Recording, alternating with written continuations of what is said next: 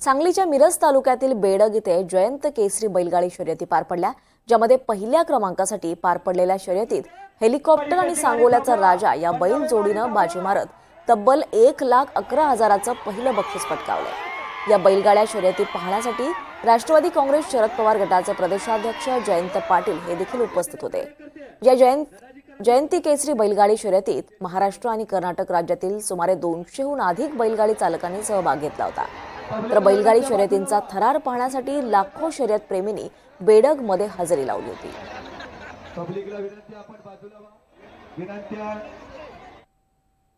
आदरणीय जयंतराव पाटील साहेब यांच्या वाढदिवसानिमित्त भव्य असं जयंती केसरी बैलगाडीचं आयोजन केलं होतं। या बैलगाडी शर्यतीमध्ये अ गट, ब गट, क गट आणि ड गट असे 4 गट होते, परंतु इतक्या भयंकर गाड्यांनी प्रवेश केला की यामध्ये जवळजवळ 4 गट आम्हाला वाढवायला लागले।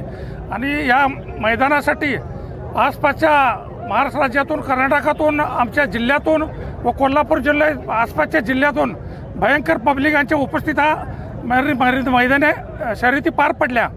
या शर्यतीमध्ये जवळजवळ लाखपेक्षा जास्त शर्यतप्रेमींनी बघण्यासाठी इथं उपस्थिती दाखवली।